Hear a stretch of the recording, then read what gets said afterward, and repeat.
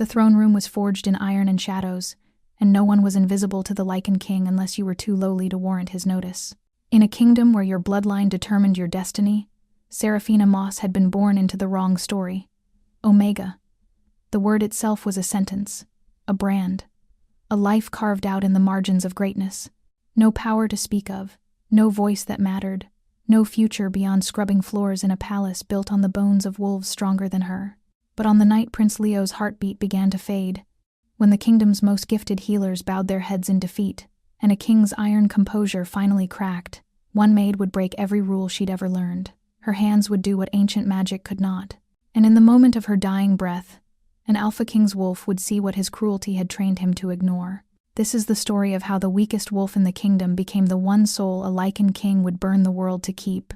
Welcome back if you crave fated mates, redemptive obsession, and a love fierce enough to burn down empires. Don't forget to subscribe if you're new here, because this story is only beginning. The moonstone tiles were cold beneath Seraphina's knees, and her reflection stared back at her like an accusation. 23 years old and still scrubbing floors. Still invisible, she'd counted the tiles in the East Wing corridor more times than she cared to admit. 217. She'd counted them the night she arrived at the Lycan King's fortress 2 years ago, young enough to believe that loyalty might earn her safety. And she'd counted them again last month when she finally understood the truth. In King Draven's court, Omegas didn't earn anything. They simply survived. Your technique is sloppy. Seraphina didn't flinch at the voice, though her wolf curled tighter inside her chest. Mira Blackthorn stood above her, the head housekeeper's daughter, a Gamma-ranked wolf who wore her authority like armor. Yes, Miss Blackthorn.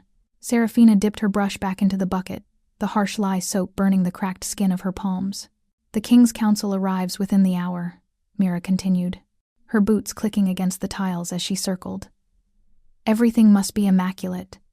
Or do I need to remind you what happens to Omegas who embarrass this household? Seraphina's hands moved faster, though her shoulders already screamed from 16 hours of labor. No, Miss Blackthorn, I'll finish. See that you do. Mira's fingers suddenly caught Seraphina's chin, wrenching her face upward. And Seraphina, if you cross paths with the king tonight, you keep those eyes on the ground. Omegas who forget their station have a way of vanishing from the fortress. It would be tragic if you ended up back in the wastelands. The threat settled over her like frost. Seraphina had crawled out of the wastelands, the forsaken territories where Omegas without pack protection were left to starve or worse. This position was the only thread keeping her from that fate. I understand, Miss Blackthorn. Mira released her with a sharp push. Good. Now work. As the Gamma's footsteps faded, Seraphina returned to scrubbing, swallowing the burning in her throat. Tears were a luxury she'd abandoned years ago. Omegas who cried were weak, emotional, disposable. That woman has ice where her heart should be.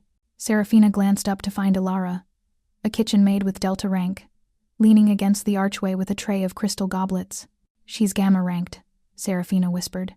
She can say whatever she wants. Doesn't make it right. Alara set down her tray and grabbed a spare brush. Here. We'll finish faster together. Alara, you don't have to. I know I don't have to. I want to. Alara's smile carried a rare warmth. Someone in this fortress needs to remember what kindness looks like. The Lycan King certainly doesn't. Seraphina's hands stilled. Speaking against King Draven was more than dangerous, it was suicidal. I've never actually seen him, Seraphina admitted quietly. Omegas are barred from the royal corridors when he's in residence. Trust me, you're not missing anything. Alara's voice dropped. Draven Ashenheart is as cold as Winterstone. Brilliant tactician, ruthless alpha, absolutely merciless. They say his wolf is so dominant that even rival kings submit in his presence. She leaned closer. And after what's happening to Prince Leo, he's become something worse than cruel. He's become desperate. Prince Leo? Seraphina had heard whispers. Of course. In a fortress housing 300 wolves, secrets spread like smoke. But Omegas were rarely told the truth. Alara checked the corridor before continuing. The little prince, he's only 7 years old, Sera. He's been cursed. No one knows how it happened or who cast it. But he's been dying for 3 months. Black veins spreading across his skin like poison in his blood. Seraphina's heart clenched painfully. Her wolf, usually so timid, released a low, mournful sound inside her chest. The king has summoned healers from every territory, Alara continued. Witches, Shamans, even a blood mage from the Shadow Isles. Nothing has worked, nothing even slows it down. A chill crawled down Seraphina's spine. There must be something someone can do. If there was, they would have found it by now. Alara picked up her tray. The curse is tied to the royal bloodline. If Prince Leo dies, she shook her head, the kingdom will fracture. Rival packs will challenge for territory. It'll be a bloodbath. Seraphina's wolf howled silently, an instinct she couldn't suppress rising through her like a wave. The overwhelming need to heal, to protect, to save the vulnerable. It was the one part of her Omega nature she'd never been able to silence. Can't anyone help him? The question escaped before she could stop it. Alara's expression softened with pity. If they could, Sera, the king wouldn't be standing outside his son's chamber every night like a statue, watching him fade. They say he hasn't slept in weeks, that he's forbidden anyone from mentioning hope because hope is a lie. She adjusted her tray. So keep your head down. Finish your work, and stay invisible. That's how Omegas survive in King Draven's court.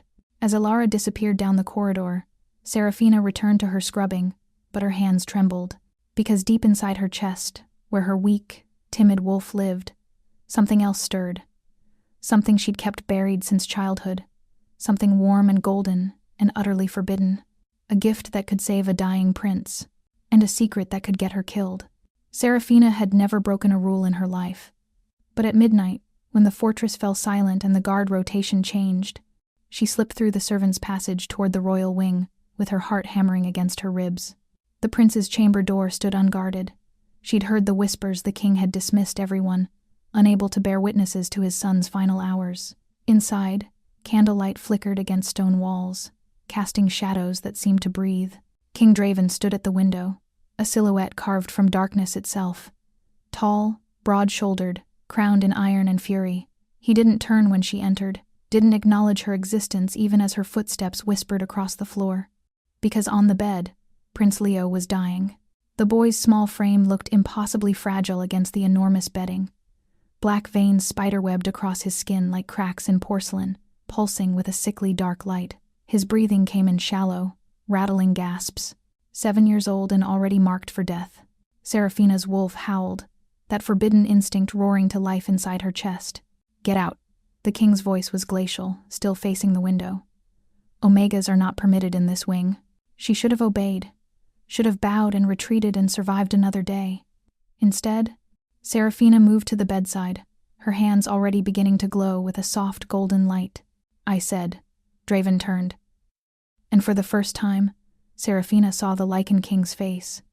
Brutal and beautiful, with amber eyes that burned like coals. Those eyes widened as they fixed on her hands. What are you doing? Saving him. Her voice shook, but her hands steadied as she placed them on Leo's chest. I can heal him. Impossible. Omegas don't have. The power erupted from her core like a dam breaking. Golden light flooded through her palms, pouring into the prince's small body. She felt the curse immediately ancient, vicious, woven with malice. It fought her, tried to consume her gift, but Seraphina pushed harder, deeper, letting the magic flow through her like a river of light. Leo gasped. The black veins began to recede. Stop, Draven commanded. But his voice carried something new. Fear. You'll kill yourself. Seraphina knew. She could feel her life force draining with every second, her own heartbeat slowing as Leo's strengthened. But she couldn't stop. Wouldn't stop. This child deserved to live, even if she didn't. The curse broke with an audible crack. Leo's eyes fluttered open, clear and brown and alive. He took a full, deep breath, and the black veins vanished completely. Mama? He whispered, confused, looking at Seraphina. She smiled, even as her legs buckled, even as her vision blurred and her heart stuttered in her chest. You're safe now, little prince. Then she collapsed. Draven caught her before she hit the floor, his arms impossibly strong around her failing body. She looked up at him, at those burning amber eyes now wide with horror. What have you done? He breathed. My purpose, she whispered. Her wolf was already fading, retreating into the dark. This was what Omegas were meant for sacrifice without recognition. He's worth it. Her heartbeat stopped. For 3 seconds, the king simply stared at the dead Omega in his arms, his face a mask of stone. Leo was crying, calling for the nice lady to wake up. The candles flickered, time held its breath. Then something erupted from Draven Ashenheart that shook the entire fortress. His wolf surged to the surface with a roar that shattered the windows. Amber eyes blazed pure gold. His body convulsed, the animal inside him seizing control in a way it never had before. And when his wolf looked down at Seraphina's lifeless form, it released a single word that changed everything. Mine. The mate bond detonated like a lightning striking stone. Raw, primal magic exploded through the room in a shockwave of silver light. Draven's wolf howled, furious and desperate, refusing to accept her death. The bond snapped into place with brutal force, tethering his life to hers, dragging her back from the void with sheer, possessive will. Seraphina's eyes flew open as she gasped back to life. Golden light and silver magic swirled around them both, unstable and wild. Her heart restarted with a painful thud, beating in perfect rhythm with his. And in that impossible moment, as an Omega Maid returned from death in a Lycan King's arms, Seraphina understood one terrible truth. She'd traded one death sentence for something far more dangerous. She belonged to him now. Whether she wanted to or not, Seraphina woke in silk sheets that felt like chains. The royal chambers were vast and cold, all dark wood and iron fixtures. Nothing like the cramped servants' quarters she'd called home. Morning light filtered through windows she had no memory of reaching, and her body ached as though she'd been shattered and poorly reassembled. But it was the bond that made her want to scream. She could feel him. Every breath, every heartbeat, every flicker of emotion, bleeding through the connection like poison in her veins. Guilt, rage, hunger. The sensations weren't hers, but they lived inside her now, uninvited and inescapable. The door opened without a knock. King Draven entered like a storm given form, still wearing yesterday's clothes, his dark hair disheveled and his amber eyes tracking her with an intensity that made her wolf cower. "You're awake." His voice was rough, as though he hadn't slept. He probably hadn't. She could feel his exhaustion through the bond, bitter and relentless. "Don't come near me." Seraphina pressed herself against the headboard, her hands glowing faintly gold in warning. The healing magic responded to her fear, useless and instinctive. Draven stopped mid-step, something dangerous flickering across his face. His wolf was too close to the surface. She could see it in the way his eyes flashed gold, in the tension coiling through his massive frame. "You died," he said, and the words sounded like an accusation. "In my arms." Your heart stopped. And whose fault is that? The words ripped from her throat. 2 years of silence finally breaking. "You watched me scrub your floors for 2 years. 2 years. And you never even looked at me. Never saw me. I was nothing to you until I was useful. You were an Omega. I was invisible." She was shaking now, fury and trauma warring inside her chest. "I died for your son because no one else would. Because I was disposable enough to throw away. And now you've chained me to you with this bond? And you want me to what? Be grateful?" Draven's jaw clenched, and through the bond she felt his wolf snarling, demanding he go to her, comfort her, claim her, but he held himself rigid, fighting the instinct with visible effort. "I didn't choose this either," he said coldly. "Liar." Seraphina slid from the bed, putting distance between them even as the bond pulled tighter, aching at the separation. "Your wolf chose.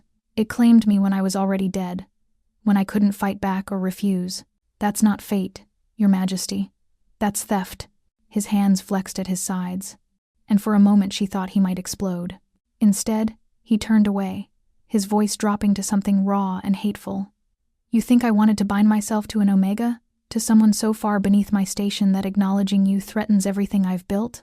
The words hit like a physical blow, but Seraphina laughed, the sound broken and bitter. "There it is, the truth. I saved your son's life and you still think I'm beneath you.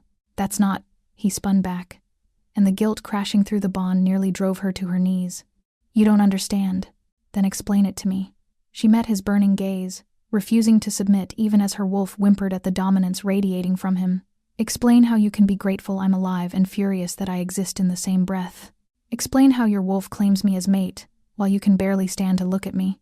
Draven stared at her, and she watched something crack behind his eyes. When he spoke again, his voice was barely above a whisper, and the honesty in it cut deeper than any insult. "Because I watched you die and felt nothing. Not until it was too late. Not until my wolf recognized what I was too blind to see. His hands curled into fists. And now I can feel everything you feel. And all I taste is your hatred for me. Deserved hatred. But my wolf doesn't care about deserving. It only knows that you're mine, and you're in pain, and every instinct I have is screaming at me to fix it. You can't fix this. Seraphina's voice cracked. You can't command away what you've done. You can't force me to forgive you just because biology says we're mates. I know. The admission seemed to cost him. He moved toward the door, each step looking like a physical battle against the bond. But you're not going back to the servants' quarters. You're not scrubbing floors or bowing to anyone in this fortress ever again. You're under my protection now, whether you want it or not. I don't want your protection, she said. I want my freedom. Draven paused at the threshold, his broad shoulders tight with tension. Then I'm sorry, Seraphina, because neither of us is free anymore. The door closed behind him with a finality that echoed through the bond, leaving her alone in a golden cage, hating him and bound to him in equal measure. And through the connection, she felt his wolf howling in grief for what could never be undone. The Council of Elders erupted the moment Draven announced her new title. An Omega Luna, Elder Hrothgar's voice boomed through the throne room, his silver-streaked beard quivering with outrage. This is madness, Your Majesty. The pack will never accept it. Seraphina stood 3 steps below the throne, dressed in clothes she hadn't chosen, a gown of deep emerald that marked her as royalty, heavy and suffocating. Draven had sent servants to the quarters she'd tried to return to, physically barring her from entering. When she'd protested, he'd simply said, You're not a maid anymore. Accept it, as if acceptance was a command he could issue. The pack will accept what I tell them to accept, Draven said from his throne, his voice carrying the weight of absolute authority. His eyes hadn't left her since the council assembled, tracking her every movement like she might disappear. The bond pulsed between them, his wolf a constant pressure against her consciousness. She has no lineage. Elder Meredith cut in, her shrewd gaze dissecting Seraphina like prey. No alliances, no political value whatsoever. This mate bond may be real, but it's also a catastrophic weakness. Our enemies will see it as such. Then our enemies will learn what happens when they threaten what's mine. The possessiveness in Draven's tone made Seraphina's skin crawl. Through the bond, she felt his wolf snarling, territorial, and barely leashed. I didn't ask for this, Seraphina said quietly, and 12 pairs of eyes snapped to her. Omegas didn't speak in council chambers, but she wasn't just an Omega anymore, was she? She was whatever this bond had made her. I didn't ask to be claimed. I didn't ask to be dragged from my quarters and dressed like a doll. I saved Prince Leo because it was right, not because I wanted your king's attention. The silence that followed was thunderous. Elder Hrothgar's face purpled. How dare you speak with such... She can speak however she wants. Draven's voice dropped to something deadly. She is my mate and your future, Luna. Question her again and I'll consider it treason. Seraphina felt his satisfaction through the bond and wanted to scream. He thought he was defending her, thought this display of dominance was what she needed. But all he'd done was prove he could control everyone in this room except her. I'm not your anything, she said, turning to face him directly. You can dress me up and parade me around and threaten anyone who objects, but you can't make me want this. You can't command me to feel what you want me to feel. Something cracked in his expression, quickly masked. Through the bond, his guilt surged again, bitter and thick. I know. Do you? She climbed the steps toward the throne, and the elders gasped at her audacity. But Draven didn't stop her. His amber eyes locked on hers. Because from where I stand, you're doing everything with force. The clothes, the chambers, this meeting, none of it was my choice. You need protection. His voice was rough. The moment the pack learns you healed Leo, you become a target. The moment they know you're my mate, then don't announce it. The solution was so simple she couldn't understand why he hadn't seen it. Let me go back to being invisible. It's what I'm good at.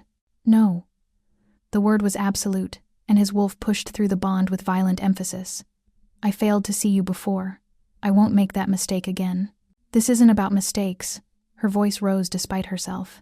This is about you trying to fix your guilt by controlling every aspect of my life. You think giving me pretty things and royal protection erases 2 years of being nothing to you? Draven stood, and the movement brought him dangerously close.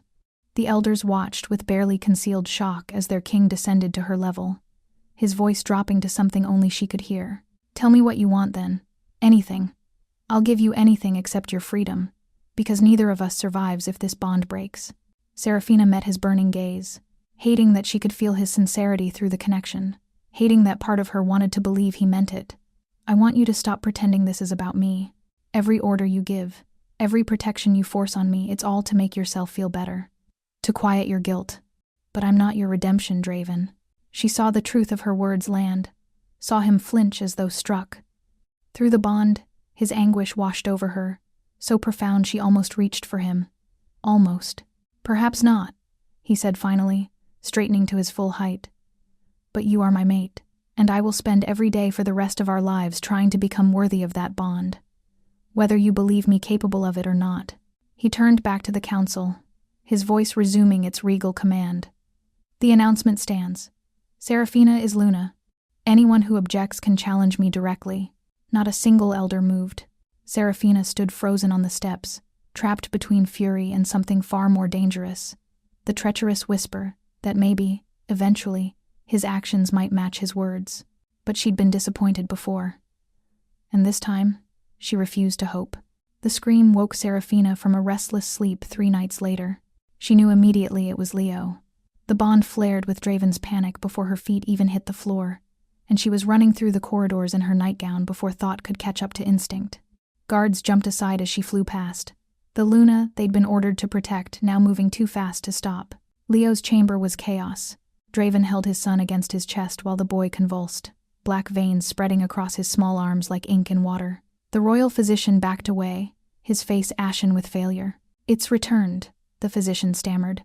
"I don't understand. The curse was broken." "Move." Seraphina pushed past him, her hands already glowing as she reached for Leo. But the moment her fingers touched his skin, agony lanced through her entire body. The curse recognized her. She gasped, stumbling back as visions flooded her mind, ancient magic, deliberately woven, and beneath it all, a consciousness that laughed at her pain. The curse hadn't been broken. It had been absorbed, drawn into her own life force when she'd healed Leo, and now it was trying to return to its original host. Sera. Draven's hand steadied her, and through the bond she felt his terror, not for himself but for her. "What is it?" "The curse," she managed, her voice strained. "It's alive, sentient. It's trying to complete its original purpose." She forced herself forward again, pressing both palms to Leo's chest. This time she was ready for the attack, and she shoved back with everything she had, golden light blazing so bright the others had to shield their eyes. The black veins retreated, slowly, fighting her every inch. Leo's breathing eased, and his small body finally went still. But Seraphina could feel it now, coiled inside her own chest like a serpent. She'd consumed the curse, and it was feeding on her from within. "Someone did this deliberately," she said, meeting Draven's eyes. "This wasn't random dark magic. Someone crafted this curse specifically to kill your son, and they're still connected to it." The royal physician stepped forward, his hands shaking as he produced a leather journal. "I found this in the archives. There's only one sorcerer known to craft bloodline curses this sophisticated." He opened the book to a page marked with symbols that made Seraphina's skin crawl. Malphas, the Devourer. He was banished from the Eastern Territories 50 years ago, for consuming the life force of entire packs. Draven's expression went glacial. Why would Malphas target Leo? "Not target," Seraphina whispered, understanding flooding through her with horrifying clarity. "Test." He was testing the curse's strength. And she looked down at her hands, still faintly glowing. "When I healed Leo, I didn't just break the curse. I consumed it, absorbed it into myself." "Which means what?" Draven demanded, though she could feel through the bond that he already knew, already dreaded the answer. "It means the curse is still active, but now it's bound to me instead of Leo." Seraphina's voice remained steady despite the fear clawing at her throat. "And if Malphas crafted it, then he can track it. He knows exactly where it is." The physician's face drained of color. "The Devourer doesn't just kill, Your Majesty. He studies. He collects power from those with unique magical abilities. If he learns that the Luna not only survived his curse but consumed it," he couldn't finish the sentence. "He'll come for her," Draven completed, his voice deadly quiet. Through the bond, his wolf surged forward, primitive and violent in its protectiveness. "He'll try to take her." "Not try," Seraphina corrected, looking at Leo's peaceful face, free of black veins for now. He'll succeed eventually. That curse was designed to be unbreakable. The fact that I could absorb it means my healing power is something he's never encountered before. To a sorcerer like Malphas, I'm not a person. She met Draven's burning gaze. I'm a specimen. Then we kill him first. Draven's words were simple, absolute, backed by centuries of alpha dominance. I'll send trackers to the Eastern Territories tonight. We'll find his location and— You can't kill him, the physician interrupted, his voice breaking. Malphas has been alive for 300 years. He's survived assassination attempts from 12 different packs. He's not just powerful, Your Majesty. He's nearly immortal. Silence descended over the chamber, broken only by Leo's soft breathing.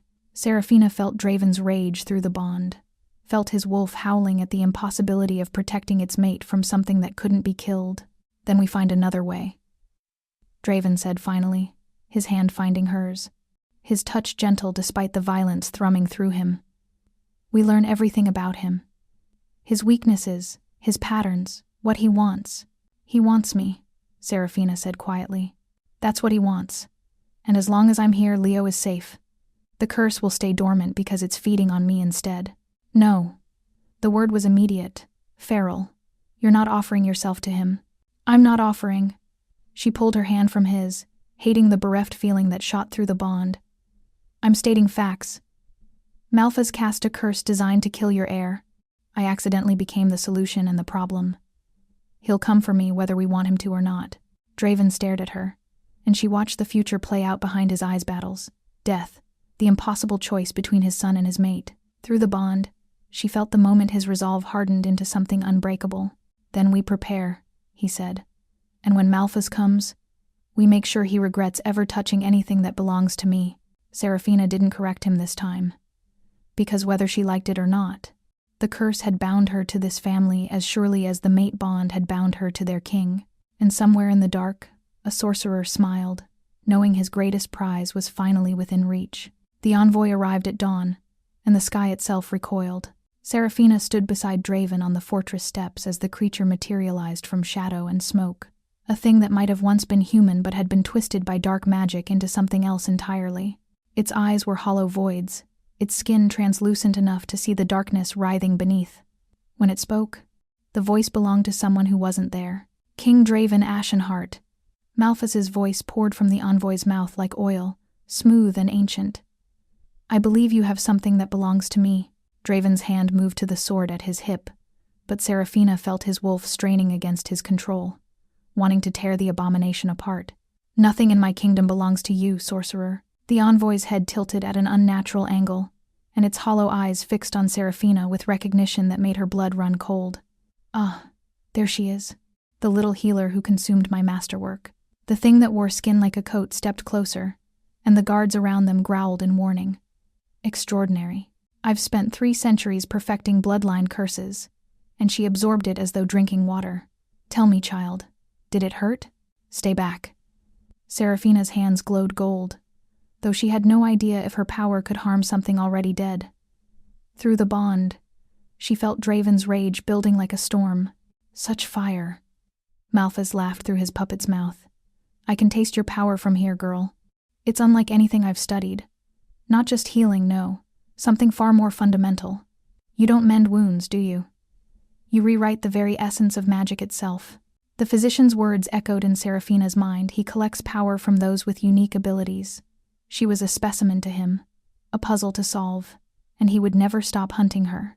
State your business, Draven commanded, his voice carrying the full weight of his authority. Then leave my territory before I have your envoy torn apart. Such hostility. The envoy's face twisted into something approximating a smile. I come with a simple proposal. Send me the girl, alive and unharmed, and I will consider our business concluded. The curse on your son will remain dormant.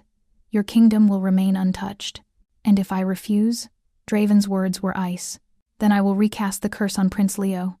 But this time, there will be no salvation. The envoy's hollow eyes gleamed with malice. I will weave it into his very soul, so deep that even your remarkable mate cannot reach it without destroying the boy entirely. He will die slowly, painfully, and you will watch every moment, knowing you could have prevented it. Seraphina felt the horror crash through Draven's carefully maintained control. Through the bond, his anguish was a living thing, tearing at him from the inside. Leo, his son, the child she'd already died once to save. How long? She asked, her voice steady despite the fear clawing at her throat. Sera, no. Draven turned to her, his amber eyes burning with desperation. How long do I have to decide? She repeated, holding the envoy's empty gaze. 3 days. Malphas's pleasure oozed through every word. Come to me willingly, and I will study your power with care. Resist, and I will take you by force after your precious prince is already dead. The choice, dear child, is yours. There is no choice, Draven snarled, stepping between Seraphina and the envoy. She stays here, under my protection, and if you come for her, I will mobilize every pack in the northern territories to hunt you down. Bold words from a king who couldn't protect his own son from a simple curse. The envoy's smile widened, grotesque and mocking. But I admire your spirit. It will make breaking you so much more satisfying. The creature began to dissolve, shadows peeling away like smoke. But Malphas's voice lingered, directed solely at Seraphina. 3 days, little healer. And consider this, how many lives is your freedom worth? The prince? His father? The thousands who will die when I unleash my full arsenal on this kingdom? The envoy was nearly gone now, just a whisper of darkness. You cannot save everyone. Eventually you'll have to choose who deserves to live. Then it was gone, leaving only the stench of decay and the crushing weight of an impossible decision. Seraphina stared at the spot where the envoy had stood, her mind racing through scenarios that all ended in blood. She could feel Draven beside her, his presence solid and immovable, his wolf howling through the bond with territorial fury. I won't let him take you, Draven said, his voice raw. I don't care what he threatens. I don't care if I have to burn the eastern territories to ash. You're not going to him. He'll kill Leo. The words tasted like poison. He'll kill your son, and it will be my fault for not surrendering. Then we find another way. Draven grabbed her shoulders, forcing her to meet his gaze. We fight. We prepare. We become strong enough that when he comes, and he will come, we destroy him. You heard the physician. He's survived for 300 years. 12 packs have tried to kill him and failed. Then we'll be the 13th. His grip tightened, not painful but desperate. I've lost enough, Sera. I won't lose you too. The confession hung between them, raw and honest. Through the bond, she felt the truth of it, the guilt, the fear, the possessive need that went beyond logic or reason. He would sacrifice his kingdom before he surrendered her to Malphas. And that, Seraphina realized, was exactly what the sorcerer was counting on. 3 days, she whispered, pulling away from Draven's grip. We have 3 days to find a way to win. But as she walked back into the fortress, leaving Draven staring after her with those burning amber eyes, she wondered if 3 days would be enough to prepare for war against something that couldn't die, or if the only solution was the one Malphas had already offered herself. Seraphina found Draven in the war room at midnight. Maps spread across the table like wounds, his jaw tight with frustrated strategy. He looked up when she entered, and through the bond she felt his exhausted hope that she'd come to accept his protection. She was about to disappoint him again. I'm going to Malphas, she said without preamble. But not the way he expects. Draven's expression shuddered instantly. No, listen to me. I said no. He moved around the table with predatory speed, stopping close enough that she had to tilt her head back to meet his eyes. We've been over this. You're not sacrificing yourself. I'm not. Seraphina held her ground, refusing to let his dominance cow her. I'm offering myself as bait. There's a difference. Something dangerous flickered in his amber gaze. Explain. She moved to the table, studying the maps of the eastern territories, the forbidden lands where Malphas had built his fortress. He wants to study my power, which means he needs me alive and functional. He won't kill me immediately. That gives us time. Time for what? For him to torture you? To drain your power while I'm mobilizing an army? Draven's voice was raw. You're asking me to let you walk into a sorcerer's lair with no protection, no backup. I'm asking you to trust me. She cut through his protests, her own frustration rising. Malphas is expecting you to refuse his demands. He's expecting war, a siege, traditional pack tactics. What he's not expecting is for me to come willingly, docile, ready to be studied. Understanding dawned in Draven's expression, followed immediately by violent rejection. You want to infiltrate his fortress. From the inside. His power base is there. The physician said he's nearly immortal, but nearly isn't the same as invincible. If he spent 300 years building magical defenses, those defenses have a source. Seraphina tapped the map where the fortress was marked. My healing power doesn't just mend, Malphus said it himself. I rewrite magic. If I can get close enough to his power source, I might be able to destroy it. Might. Draven seized on the word like a weapon. You might be able to destroy it, or you might be captured, drained, and killed before you ever get close. Then you come for me. She met his gaze steadily. I'll buy you time. However long it takes to mobilize your army, to march on the fortress, I'll survive long enough for you to reach me. You're asking me to use you as bait. His voice dropped to something anguished. To let you suffer while I prepare a rescue that might arrive too late. Through the bond, his guilt crashed over her in waves. But beneath it, she felt something else. His tactical mind already analyzing her plan, seeing the brutal logic in it. I'm asking you to fight with me instead of for me, she said quietly. This is the only way to save Leo and stop Malphus permanently. You know it is. Draven turned away, his hands bracing against the table, his shoulders tight with tension. For a long moment, the only sound was their breathing and the distant howl of wolves in the night. If I agree to this, he finally said, his voice careful and controlled. We do it my way, with contingencies, with fail-safes. Hope sparked in Seraphina's chest. I'm listening. You'll wear a tracking charm, ancient pack magic, something Malphus won't detect immediately, but that will let me find you anywhere. He turned back to her, his amber eyes burning with fierce determination. You'll have a deadline, 7 days. If I haven't reached you in 7 days, you use your power to destroy whatever you can and create an opening to escape. 7 days might not be enough time to. 7 days is how long you survive before the bond starts killing us both from separation. His admission was stark, honest. Any longer and neither of us will be strong enough to fight. The mate bond isn't a leash, Sera. It's a lifeline. Break it too long and we both drown. She hadn't known that. Through the bond, she felt his certainty, the instinctive knowledge his wolf carried about the consequences of prolonged separation from one's mate. What else? She asked. You make him believe you've given up, that you're terrified, compliant, broken. Draven's jaw clenched. You let him think he's won until the moment you strike. No heroics, no resistance that makes him suspicious. I can do that. Seraphina had spent 2 years being invisible, overlooked, dismissed. She knew how to play weak. And when I come for you, Draven moved closer, his hand lifting to cup her face with unexpected gentleness. You trust that I will come. No matter what he tells you, no matter what doubts he plants, you trust that I will tear his fortress apart stone by stone to reach you. Seraphina stared up at him, feeling the bond pulse between them with painful intensity. She'd spent days hating him, resenting the claim his wolf had made without her consent. But standing here, planning a suicide mission together, she realized something had shifted.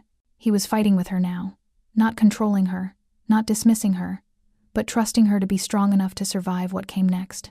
I trust you, she said, and meant it. Something cracked in his expression, vulnerable and raw. Through the bond, his relief flooded her senses, followed by determination so fierce it stole her breath. Then we have 3 days to prepare, he said. 3 days to make you look desperate enough to run, to establish the tracking magic, to position my forces.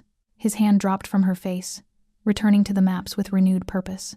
And in 7 days, Malphus will learn what happens when someone threatens a Lycan King's mate. Seraphina studied the fortress on the map, the place where she would walk willingly into darkness, and felt the weight of their impossible plan settle over her. 7 days to survive a sorcerer's study, 7 days for Draven to mobilize an army, 7 days to destroy something that had survived 3 centuries. It wasn't enough time, but it was all they had. Then let's begin, she said, and watched as Draven began to plan the most dangerous gambit either of them would ever risk. The fortress rose from the eastern wastelands like a monument to decay, built from black stone that seemed to drink the light. Seraphina had staged her escape perfectly, guards bribed to look away. A tearful scene in Leo's chamber. A note left for Draven that read only, I'm sorry. She'd felt his rage through the bond the moment he found it, felt him realize what she'd done, and then felt the cold, calculated acceptance as he began mobilizing his forces. Now she stood before Malphas's gates, and the tracking charm hidden beneath her skin pulsed with warmth, a reminder that she wasn't truly alone. The gates opened without her knocking. Inside, the fortress was a nightmare of twisting corridors and rooms that defied geometry, lit by crystals that burned with sickly green light. Malphas waited in what might have been a laboratory or a torture chamber. The distinction seemed irrelevant. He was tall, impossibly thin, with skin like parchment stretched over bone and eyes that gleamed with ancient hunger. "Welcome, child." His voice was the same oil-smooth tone from the envoy. "I confess, I expected more resistance from your king. He must not value you as much as he claims. He's coming for me." Seraphina kept her voice steady, playing the role they'd planned. Afraid but defiant. Broken but not shattered. "Oh, I'm counting on it." Malphas circled her like a predator studying prey. "But by the time he arrives, I'll have learned everything I need. Your power, my dear, is the key to unlocking immortality itself. True immortality, not this half-life I've sustained for centuries." He gestured, and magical restraints materialized, pulling her arms wide and lifting her off the ground. The chains burned cold against her skin, suppressing her healing magic before she could even think to use it. "Let's begin with a simple question." Malphas moved closer, his fingers trailing across her forehead with clinical detachment. "Do you remember your parents?" The question caught her off guard. "They died when I was young. An accident." "No." His smile was cruel, knowing. "They were murdered. By me. Because your mother had the same gift you do, and she refused to let me study it." His fingers pressed harder against her temple, and memories exploded behind her eyes, memories that had been locked away, suppressed. She saw herself at 5 years old, watching her mother use golden light to heal impossible wounds, to reverse death itself. She saw Malphas arrive at their cottage, demanding her mother submit to his experiments. She saw her mother refuse, saw her father fight back, saw them both die screaming as dark magic consumed them, and she saw Malphas lean down to her child self and whisper, "Forget," as he ripped the memories from her mind. "No." The word tore from Seraphina's throat, anguished and raw. "You killed them. You took everything from me. I gave you mercy." Malphas stepped back, admiring his handiwork as tears streamed down her face. "I could have killed you too, but you were so young, so weak. I thought the power would die with your mother. I was wrong." His eyes gleamed with scientific fascination. "You didn't just inherit her gift, you surpassed it. Your mother could heal. You can rewrite the fundamental essence of magic itself."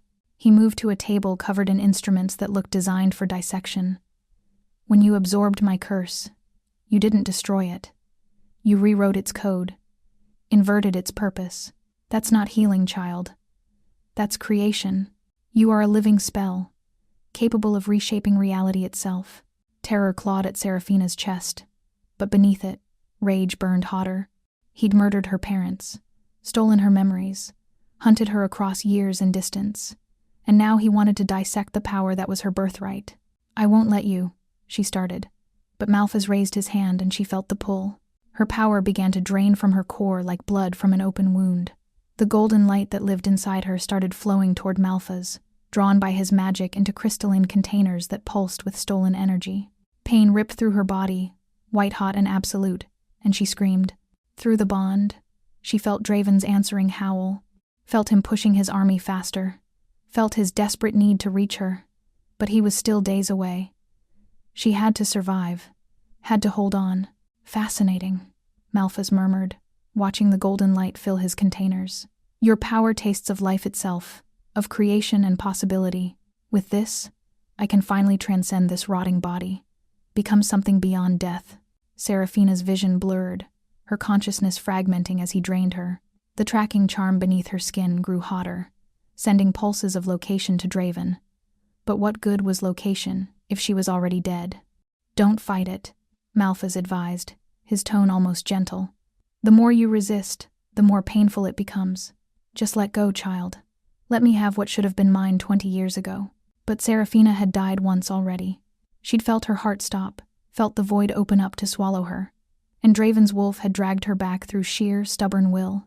She wouldn't surrender now. Even as her power drained away, even as pain consumed her completely, Seraphina held on to one truth: she wasn't her mother. She wasn't weak.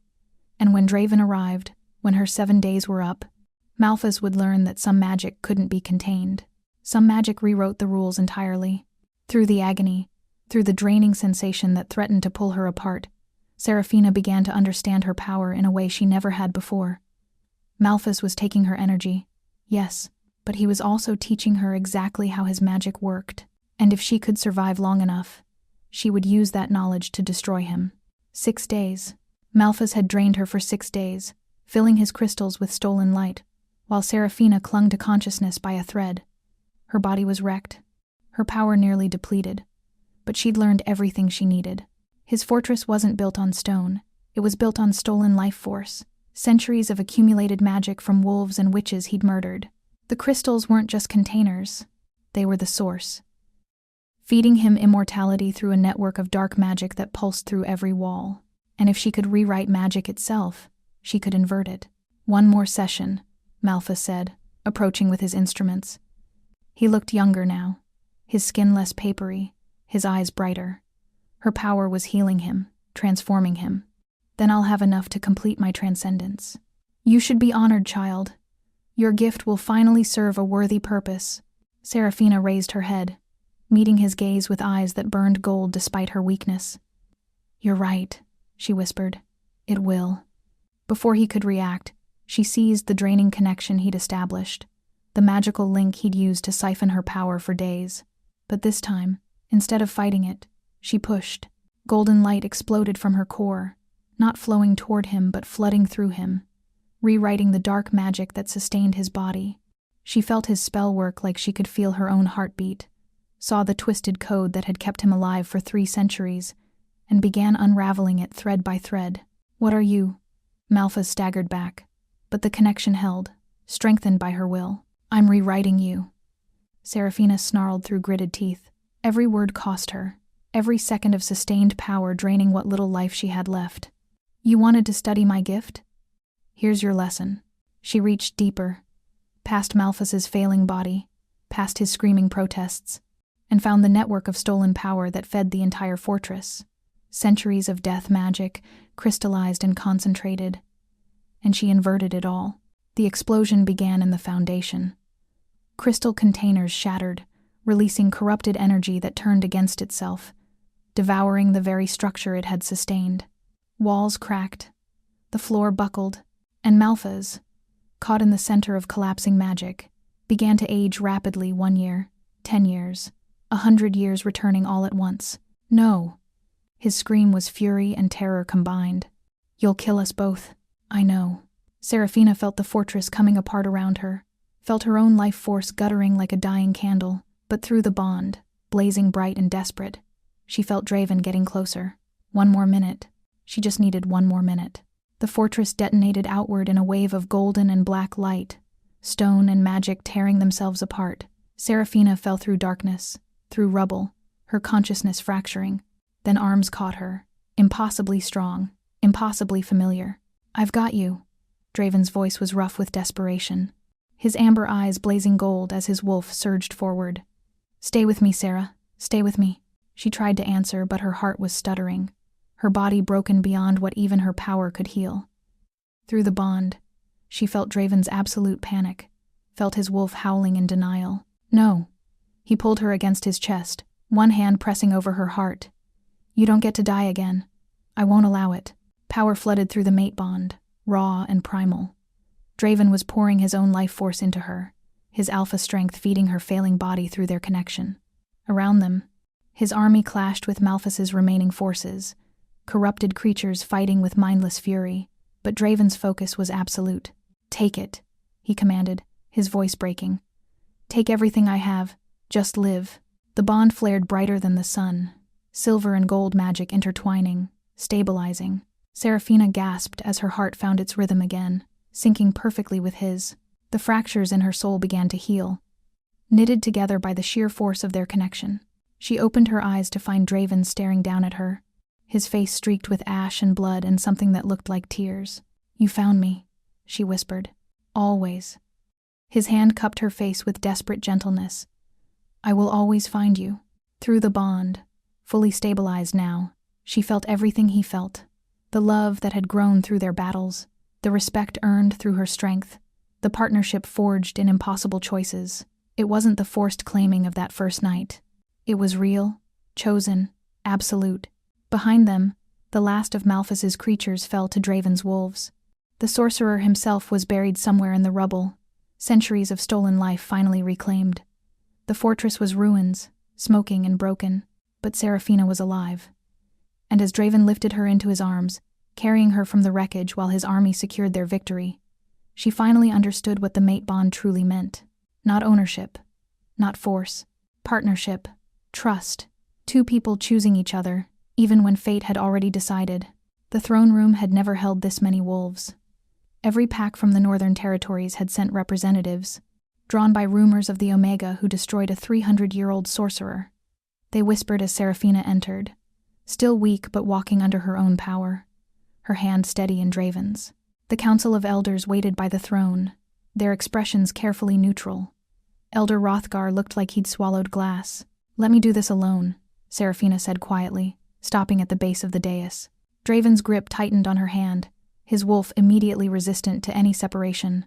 But through the bond, she pushed her certainty, her need to stand on her own merit rather than his shadow. "You don't have to prove anything to them," he murmured, low enough that only she could hear.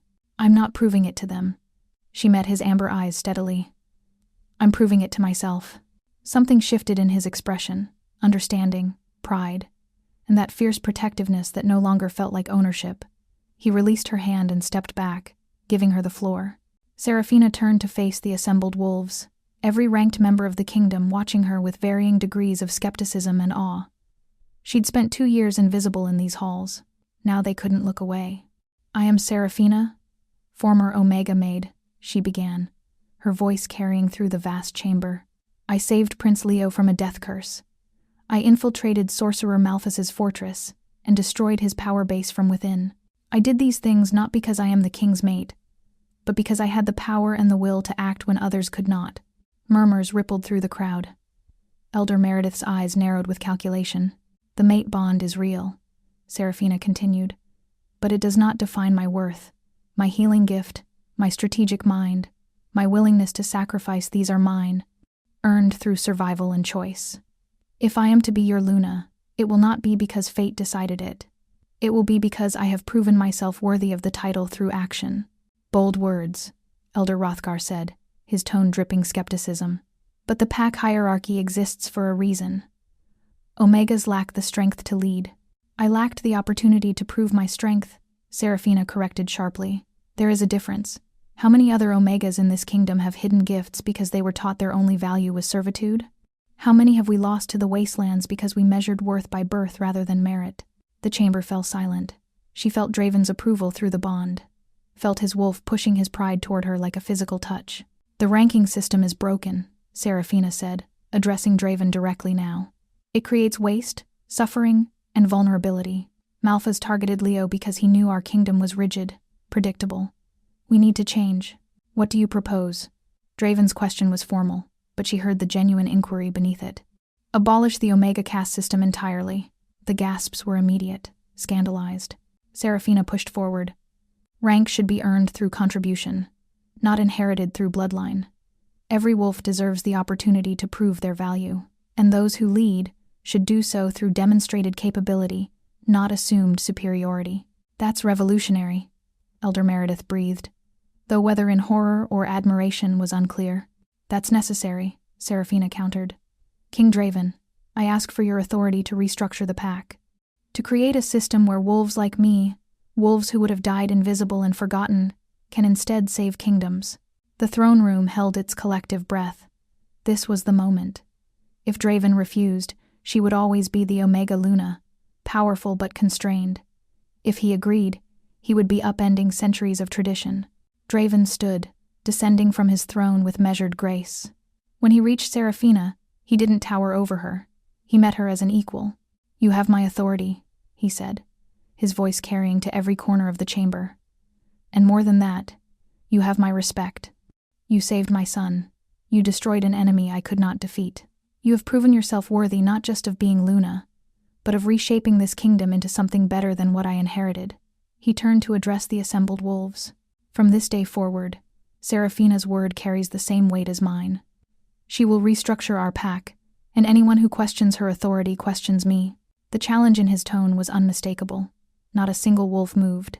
Later, when the throne room had emptied and they stood alone in the royal chambers, Seraphina finally allowed herself to lean against Draven, exhaustion and relief washing over her. "You gave me everything," she said quietly. "No." His arms wrapped around her, steady and sure. "You took what was always yours. I just stopped being blind enough to deny it." Through their bond, fully stable now, she felt his love, not the desperate, possessive claiming of his wolf, but something deeper. Respect earned, partnership chosen, a foundation built on mutual sacrifice and understanding. "I love you," Draven said, the words rough with honesty. "Not because fate decided it, but because you are the strongest person I've ever known." Seraphina looked up at him, at the Lycan King who had watched her die and dragged her back to life, and smiled. "I love you too," she said. "But if you ever make me scrub another floor, I'm inverting your magic and turning you into a toad." His laugh was startled, genuine, and absolutely hers. And in Leo's chamber, the prince slept peacefully, his skin clear of black veins, dreaming of the brave maid who became a queen. Thank you for watching this story to the end. If you enjoyed this story, you will surely love the next one. It's as crazier and more intriguing as can ever imagine, so do check it out. Click on the image showing on your screen right now to watch the next one.